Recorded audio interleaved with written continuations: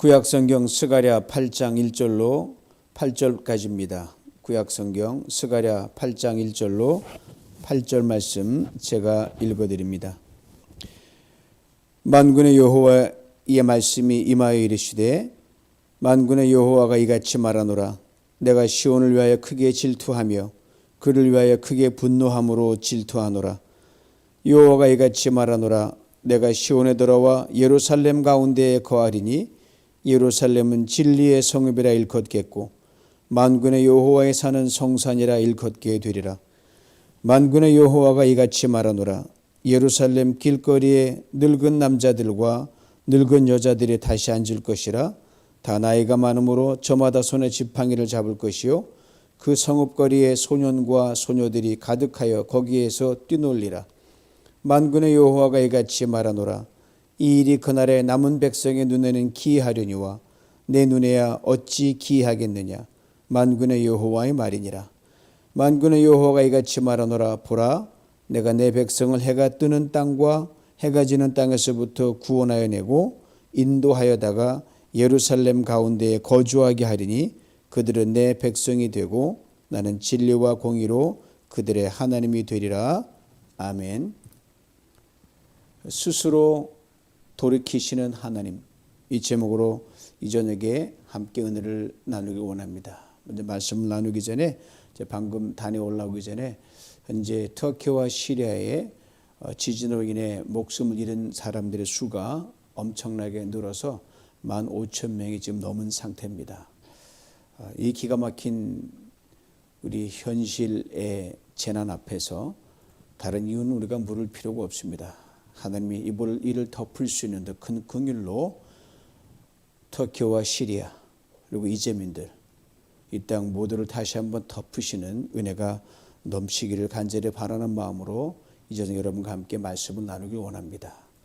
우리 하나님은 우리가 돌이키지 않고 우리가 마음대로 갈지라도 하나님 스스로 우리를 불쌍하게 사랑하셔서 스스로 돌이켜 다시 역전을 시키시고 방향을 턴하셔서 새로운 창조의 새 질서를 쓰시고 여시는 참으로 알 수 없는 그런 하나님이십니다. 오늘 스가랴 8장이 이것을 분명하게 증거하는 내용을 담고 있습니다. 8장을 간단히 요약하면 이런 내용이에요. 하나님께서 반드시 당신의 백성인 유다와 이스라엘을 축복하신다. 이거를 확대하면 하나님께서 반드시 당신의 형상들이 산재되어 있는 지구촌 곳곳마다 축복하신다는 그런 약속이 여기에 내포되어 있습니다. 기회 시대마다 말씀드리지만 이스라엘 백성들 하나님의 속을 이만저만 썩인 참 구제불능 같은 그런 민족이었어요. 그래서 하나님 저들을 심어 야단치기도 하셨죠. 혼내기도 하셨고 그들을 죽이려 함이 아니라 그들을 다 살리려 함이었습니다. 큰 징계와 심판도 내리셨어요.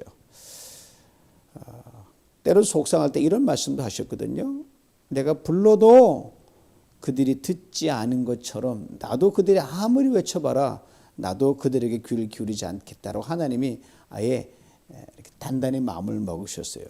실제로 그럴 때도 있었습니다. 그런데 이 하나님께서 오늘 본문 2절에 이렇게 말씀하십니다. 내가 질투와 분노를 느낄 만큼 시온을 사랑한다. 애증 관계죠. 사랑과 질투는 동전의 양면처럼 뗄래야 뗄 수 없는 두 개의 감정입니다. 사랑하면 질투합니다. 질투는 곧 사랑의 다른 측면이죠. 내가 사랑하는 대상은 언제나 하나뿐이어야 하기 때문입니다. 그래서 사랑의 방향을 바꾸어 질투로 변하지 않도록 내가 사랑하는 대상에 집중해야 하는 것이 이건 사람의 또 마찬가지고 하나님과 우리 관계는 당연합니다. 미문인 짐승을 키우더라도 자기가 좀 벗어나면 그렇게 으르렁거리고 그럴 때가 있잖아요. 이 모든 이 동물의 세계, 인간을 포함해서 이 애증 관계라는 것이 아주 묘하게 다이내믹하게 움직이고 있습니다. 인간과 인간과의 관계에 있어서 사랑하는 대상의 집중도가 떨어지면 여러분 그게 질투로 바뀝니다.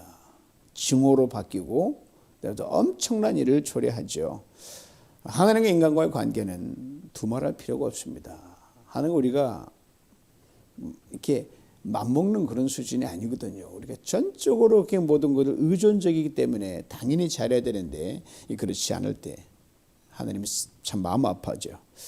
이스라엘 역사를 볼 때 하나님께서 한 인간과 한 민족을 사랑함에 있어서 언제나 먼저 등을 돌리고 배반하는 쪽은 하나님은 한 번도 그런 적이 없으셔요. 사람이었습니다. 하나님은 우리 사람 없이도 사실 수 있습니다. 하지만 사람은 하나님 없이는 존재할 수가 없어요. 왜? 그로 인하여 지음받고 그로 인하여 존재의 시작이 시작됐기 때문입니다. 인간의 생명의 주인이 곧 하나님이시기 때문이죠. 그러니까 하나님은 자신에게 등을 돌리고 집중하지 않은 사람을 알았어, 잘 가, 그리고 다른 사람을 하나님 택하시면 돼요. 민족도 마찬가지고 개인도 마찬가지입니다. 그런데 하나님은 한 번도 지금까지 그러신 적이 없으셨습니다. 왜요? 하나님은 끝까지 책임지시는 분이시기 때문입니다. 뭐 강론적으로 보면은 다 담을 수 없지만 큰 총론으로 보면 이걸 큰 그림을 보는 것이 하나님에 대한 이해요, 믿음의 어떤 출발이죠.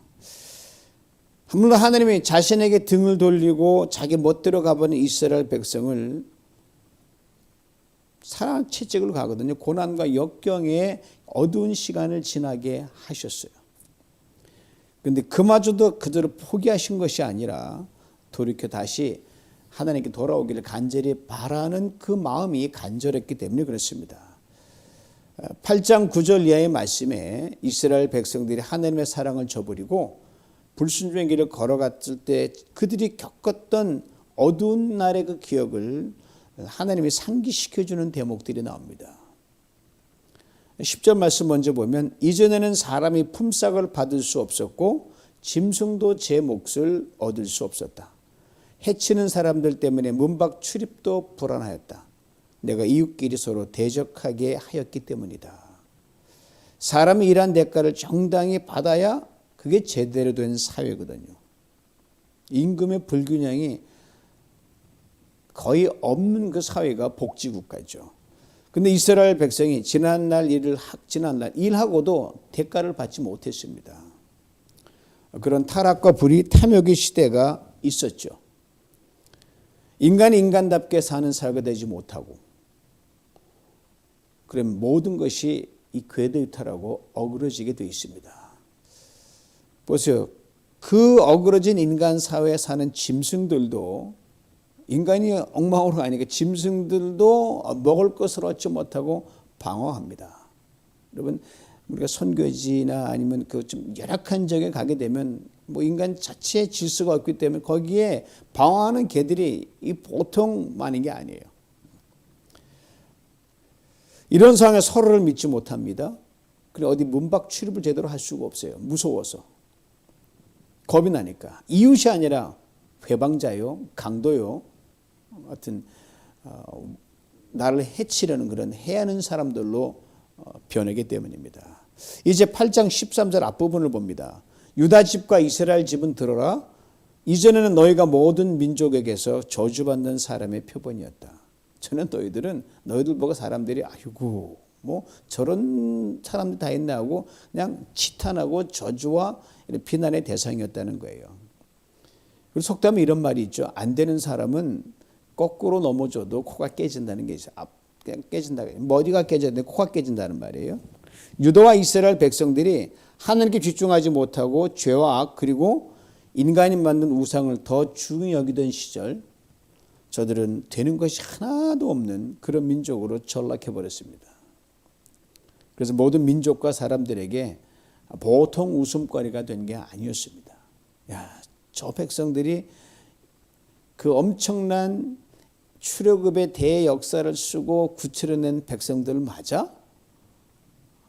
그 엄청난 일을 겪었으면 적어도 그런 짓은 하지 말아야 되는데 그렇게 욕을 먹고 비난의 대상이 됐었어요. 그러면 사람들이 그 주변 민족들이 이렇게 말했거든요. 야, 너희를 애굽에서 이끌어낸 하나님 도대체 어디 계신 너희들 그 모양이나 이렇게 말을 했거든요. 그렇게 능하신 하나님 왜 이래도 가만히 계시고 너희들 생고생시키네 이렇게 말씀하셨습니다. 자, 이 정도면 요즘 말로 좀 창피해서라도 가만히 있든지 돌이키든지 어떻게 해야 될 거 아니에요? 근데 그러지 못한 게 이스라엘 민족들이었습니다. 하나님께 당시의 속상함을 이같이 강한 분노와 질투로 표현하셨어요. 8장 14절에요. 전능한 나 여호와가 말한다. 너희 조상들이 나를 노하게 했을 때 내가 그들에게 재앙을 내리기로 작정하고 내 뜻을 돌이키지 않았다.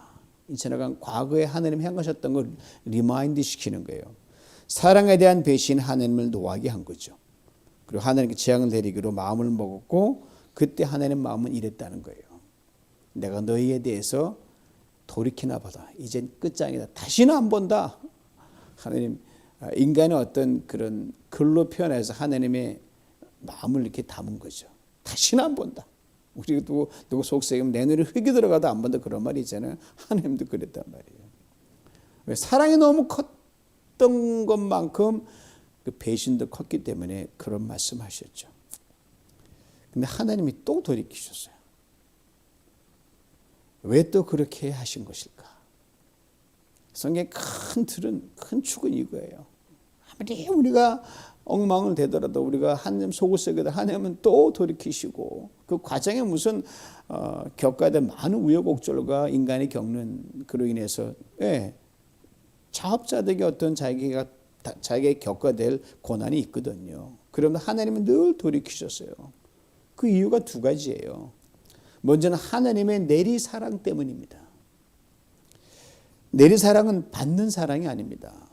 여러분 우리가 하나님 사랑합니다, 존중합니다, 송축합니다. 그런데 그냥 우리가 하나님 귀엽게 봐주는 우리가 하나님이 우리 그럼 우리 받으실 그걸 꼭 받아서 속이 시원한 그거 아니에요. 그냥 우리가 그랬으면 좋겠다는 그거 없이도 하나님 사셔요. 하나님 무조건 주시는 분이니까 내리사랑이거든요. 일방적으로 주는 사랑이 하나님의 사랑이에요. 조금 정신 차리고 잘 할 때 하나님 그래도 하나님 그걸로 기뻐하시니까 얼마나 좋으신 하나님이셔요.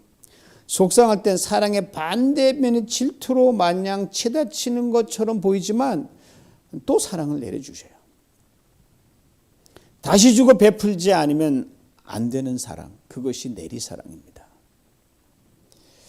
하나님 끝없이 등 돌리는 사람에 대한 변함없는 부으시는 사랑이 내리사랑입니다. 다음은 하나님의 찾아오시는 사랑입니다. 그래서 막 조건 없이 내리 붙는 사랑이요. 그 다음에 또 속없이 또 찾아오시는 사랑이 하나님의 사랑이에요. 이걸 변함없이 알고 깨닫는 것이 바로 믿음의 정도로 가는 사람이죠. 여러분 사람이 너무 잘못한 게 많으면 사실 고개를 들지 못합니다. 너무 미안하니까. 면목이 서질 않습니다. 잘못을 알죠.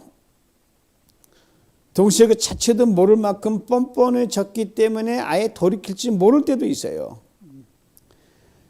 버리고 포기할 수밖에 없는 하나님의 사랑이지만 이런 사람들을 하나님이 또 먼저 찾아오셔요. 항상 우리가 하나님께 돌아가는 것조차도 하나님이 먼저 우리의 마음을 건드렸기 때문에 찾아가는 거예요. 과거 이스라엘 민족에게 수도 없이 하나님이 그리하셨어요. 내리붙는 사랑, 또 찾아오시는 사랑. 이 하나님께서 이 돌이킬 줄 모르고 여전히 뻔뻔한 이스라엘 백성들에게 오늘 본문에서 저들을 향한 하나님의 사랑을 이렇게 말씀하십니다. 그리고 말씀 앞에 이제는 이란 말을 덧붙이십니다. 무슨 말이에요? 이제 다시 너희를 또 사랑해 줄게. 이제 다시 너희에게 은혜를 내려줄게.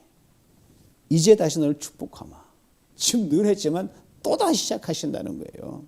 8장 11절, 13절, 15절에서 거듭거듭 이렇게 말씀하십니다. 11절 봅니다. 이제는 내가 남은 이 백성을 전과 같이 대하지 않겠다. 다 쓰러지고 무너졌으니 남은 사람 별로 없어요. 그러니까 이제는 요 남은 얼마라도 내가 전과 같이 대하지 않고 잘해주겠다. 14, 13절이에요. 이제는 내가 너희를 구원하여 축복의 표본이 되게 하겠다. 그러므로 너희는 두려워하지 말고 용기를 가져라. 15절입니다. 이제는 내가 예루살렘과 유다 백성에게 은혜를 베풀기로 작성했으니 너희는 두려워하지 말아라. 참 뭐로 설명이 안 되죠? 우리 행한 거에 비하면 하나님은 너무너무 손해만 보시는 하나님이셔요. 우리 하나님은요, 죄악 중에도 우리를 찾아오십니다. 비록 때리시고 야단치실지라도 돌이키시기에 또 너무 멀리 갔다 할지라도 당시 이스라엘 백성들을 불쌍히 계시고 또 사랑을 내리부으시고 찾아오셔서 이렇게 말씀하시는 거예요. 이제 내가 다시 전처럼 너희를 사랑하겠다. 이제 내가 너를 다시 축복의 통로가 되게 하겠다. 이제 다시 너희에게 은혜를 베풀겠다. 그리고 이렇게 말씀하십니다. 이게 진짜요. 많이 죄진 게 많으니까 하나님 그렇게 왔는데 또 워낙 지은 죄가 많으니까 자기의 존재를 아니까 걱정하는 그 이스라엘 백성 앞 하나님께서 안심까지 시켜요. 염려 마라. 내 말이 참이다. 두려워하지 말라. 내가 반드시 그렇게 해줄게. 여러분, 이 하나님이 여러분과 저희 하나님이 되신다는 것, 이걸 꼭 기억할 수 있길 바랍니다. 오늘 본문 3절에 이렇게 친히 찾아오신 하나님께 이렇게 말씀하십니다. 내가 예루살렘에 돌아가서 그곳에 머물겠다. 사람들이 예루살렘을 진리의 성이라 부를 것이며 전능한 나 여호와의 산을 거룩한 산이라 부를 것이다. 보세요. 내가 돌아왔다라고 말씀하시잖아요. 정작 돌아와 있는 당사자는 이스라엘 백성들입니다. 그런데 돌아오기를 주저하거나 돌아올 생각도 하지 않는 저들에게 하나님이 돌아오셨습니다. 이렇게 돌아오신 하나님께서 이스라엘 백성들을 아주 탁월하게 축복해 주실 것을 말씀해 주십니다. 4절 5절 그리고 7절 8절 이렇게 말해줍니다. 4절을 먼저 봅니다. 전능한 나 여호와가 말한다. 예루살렘 길거리에 노인들이 다시 앉을 것이며 모든 아이가 많아 지팡이를 짚고 다닐 것이다. 예나 지금이나 인구가 많은 것은 부강함을 의미합니다. 예루살렘 거리가 노인들로 분비돼 특별히 아주 나이 많은 노인들로 분비게 된다고 말해줍니다. 요새 고령화 사회돼 가지고 연세 많으신 분들이 건강하게 살아가는 이 노인화 사회가 돼 있잖아요. 예루살렘 그렇게 만든다는 거예요. 지팡이를 잡은 노인들이지만 건강한 노인들입니다. 이렇게 노년층들이 많으면 요즘 말하면 선진국형 문제가 생길 수밖에 없습니다. 왜 케어할 사람이 부족하면 힘들잖아요. 그런데 오늘 본문은 거리에 소년 소녀들이 가득하다고 했습니다. 5절 말씀입니다. 또 그 거리에는 뛰어노는 소년 소녀들로 가득할 것이다. 높은 연령대와 낮은 연령대가 거리에 가득하다는 거예요. 아주 아이디어란 그 인구 분포죠. 이 말은 중간 연령층도 차고 넘치게 된다는 것까지 내포합니다. 하나님께서 이 당시 스가랴에게 말씀을 들려주실 때는 그것은 분명 당장에 보이는 예루살렘 거리의 모습이 아니었어요. 앞으로 이루어진 미래의 모습이었습니다. 그리고 그 미래는 딱히 언제라고 못 박아놓은 시간도 아니었어요. 이후에 미래의 시간들 속에 점진적으로 확장적으로 이루어질 예루살렘의 모습들이었습니다.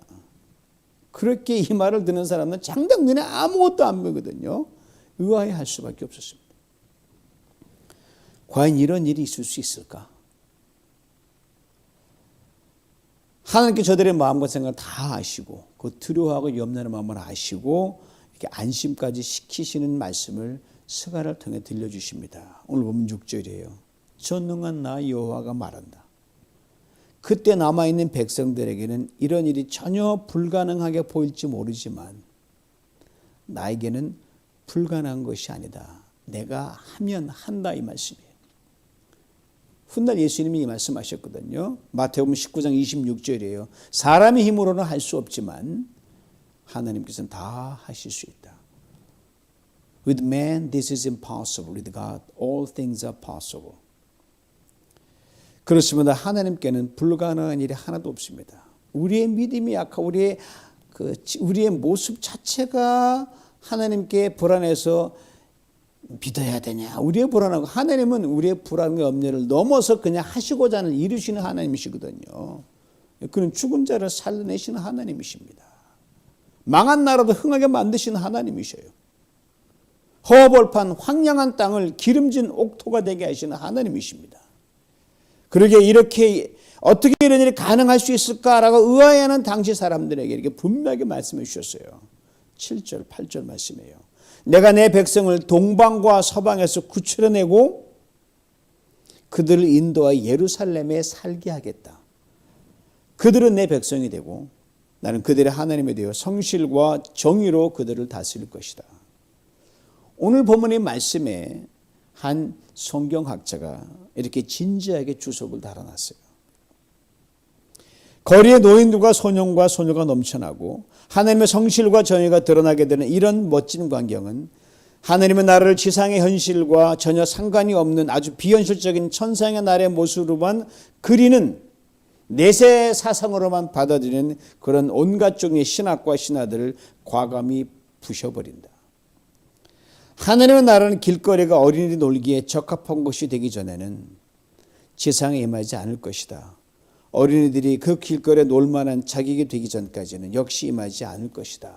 그렇습니다. 하나님 나라는요, 땅에서 먼저 이루어집니다. 주님이 그 말씀하셨거든요. 그리고 그 나라는 의와 평강과 희락이며 모든 이들을 향한 진실된 사랑과 성실이요 자비와 긍휼입니다. 이처럼 이보다 탐욕에 찌든 종교인데도 큰 탐욕을 이루기 위해 이 땅에 어느 한 곳을 도피성으로 정해놓고 세상을 시끄럽게 하는, 여기 피해 뭐 이단들이 들고 때 그런 게죠. 어느 곳에 딱 도성을 내놓고 여기 와야 산다. 희한한 천국을 만들어 놓고 난리친 경이 뭐 주기적으로 반복됐잖아요. 그건 천국이 아니라 지옥입니다. 이런 말씀 들어보셨어요? 아까 제가 기도 동서 올라가서 기도하면서 어느 분에게 이렇게 이런 취지의 말씀을 나눈 적도 있어요. 우리가 있는 삶의 자리를 진정한 천국이 되게 하지 않고는 천국에 갈 생각하지 마라. 얼마나 기가 막힌 말인지 몰라요. 그러게 당시 이스라엘 백성들에게 하나님께서 저들의 땅의 삶이 어떻게 되어야 마땅한지 이렇게 분명하게 보여주셨습니다. 스가랴 8장 16절의 말씀이에요. 들어보세요. 너희가 해야 할 일은 이러하다. 서로 진실을 말하여라.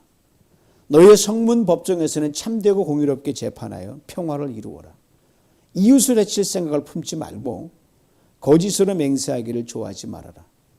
이 모든 것은 내가 미워하는 것이다.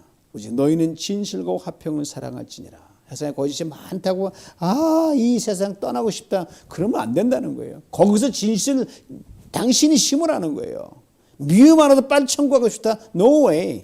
여기서 먼저 사랑을 심고 그제야 천국을 간다는 겁니다. 그런데 이후 과연 저들의 삶이 이것을 구현한 삶이 되었는지, 저들의 나라가 하나님의 이 말씀을 잘 지켜왔는지, 그리고 21세기를 살아가고 있는 소위 예수 그리스도를 믿는 우리 그리스도인들은 이 말씀을 이어받은 사람답게 하나님 나라를 지금도 이 땅에 든든히 세워가고 있는지 진지하게 물어볼 필요가 있습니다.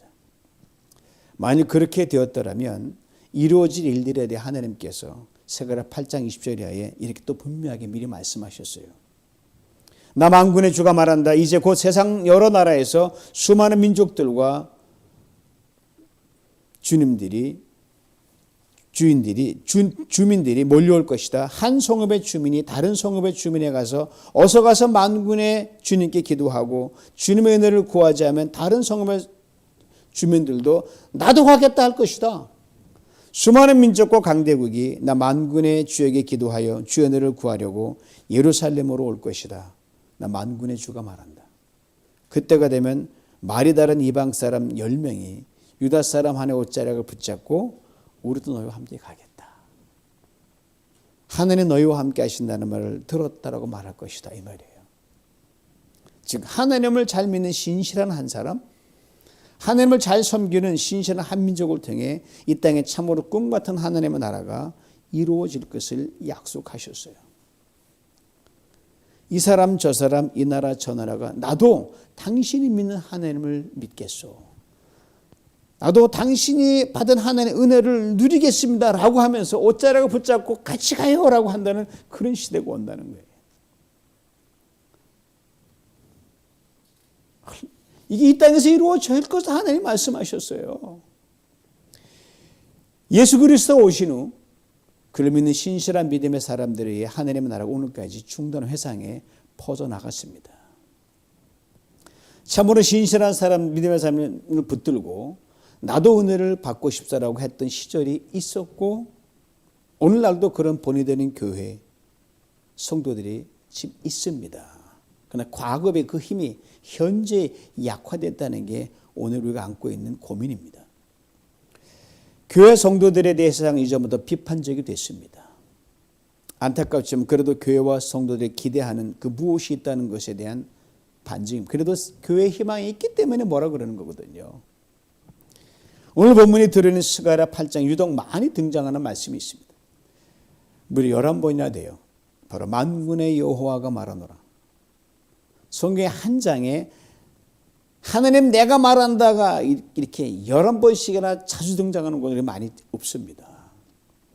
이렇게 자주 자기 이름을 거명하며 말씀하시는 이유가 뭡니까? 반드시 그렇게 되게 하시겠다는 하나님의 약속이에요. 쉽지 않길래 견고하고 두려워하지 말고 서서 가라. 누누이 말씀하시는 겁니다. 그렇습니다. 이 땅에 하나님의 나라를 건설할 장본인은 당시 이스라엘 백성들이었고요. 오늘은 여러분과 저 이 땅에 그리스도라는 이름을 가진 사람들입니다. 이 스가랴 8장의 말씀, 당신은 상상을 할 수 없는 소망의 말씀이었습니다. 미래에 대한 약속이었어요. 이 약속을 받은 자들로 이 말씀에 합당해 살아가려고 힘쓴다면 하나님께서는 지금도 여러분과 저 우리를 축복하여 주십니다. 작정하신 은혜를 반드시 내려주십니다. 세상에서 떨어진 추락된 하나님의 이름 예수 그리스도의 이름 교회 이름을 반드시 비난과 수치 대상이 아닌 축복과 영광스러운 이름으로 다시 되찾게 하실 겁니다.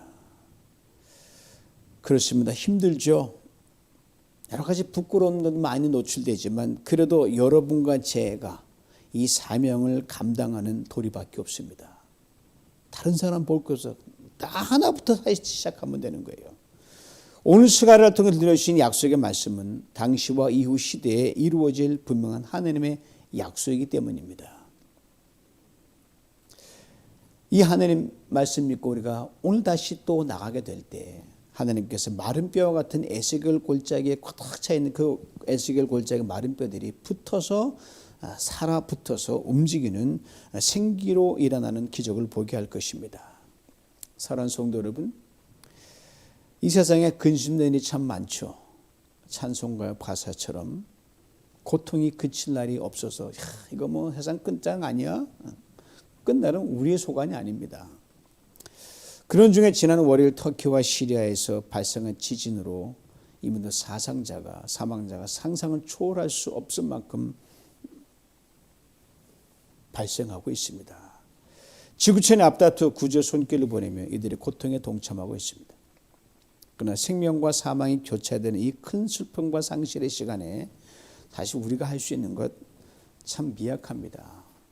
지구촌에 내노란 나라 다 덤벼들어도 뾰족한 수가 안 나요. 그죠? 그 잔해더미에 있어서 아직 살아있는 몇 명의 그 생명만 건져낼 뿐입니다.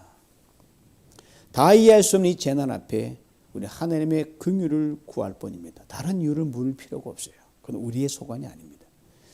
무너진 삶과 나라의 터전에서 이스라엘 민족으로 하여금 새로운 생명과 소망의 역사를 열게 하신 하나님이시거든요. 그때 그 당시 사람들이 분명히 얘기했을 거예요. 저 민족 또 당하시려고 뭐 그들에게 소망을 주고 또 새 역사 쓰게 하나. 얼마나 많은 사람이 그랬겠어요. 그러나 하나님 잔소리 마라. 그렇게 한다고 말씀하신 게 이스라엘 민족이거든요. 이 귀한 은혜를 저는 지금도 분명히 믿습니다. 지금 지진으로 무너진 터키와 시리아 위에 강하게 부어주시사 다시는 그 땅 민족이 될 수 있게 하실 줄 저는 믿습니다. 이 은혜가 넓게는 크고 작은 재난으로 아파하는 지구촌의 나라와 민족 위에 그리고 좁게는 이민자의 삶을 살면서 크고 작은 고난과 역경으로 힘들어하는 우리 모두에게 늘 쉼없이 부어지길 주님의 이름으로 축원합니다. 기도합니다. 하나님 아버지 감사합니다.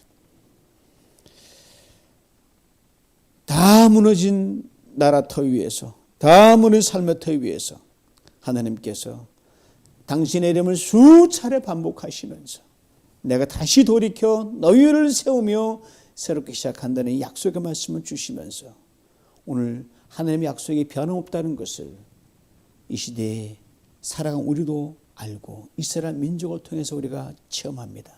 주님, 예수 그리스도 안에서 온 민족을 이스라엘처럼 부르신 하나님 그 긍휼과 자비 가운데서 이 땅의 아픔과 슬픔을 주님 하감하여 주시고 특별히 어려움 당하 힘들어하는 정말 어떤 위로도 통하지 않은 큰 재난을 당한 터키와 시리아에게 아버지 하나님 긍휼을 하늘을 여시고 물붓듯 부어넣어 주시고 구원을 이루어 주시고 아버지 하나님 이제 멈추게 하여 주옵소서. 예수님의 이름으로 기도하옵나이다. 아멘.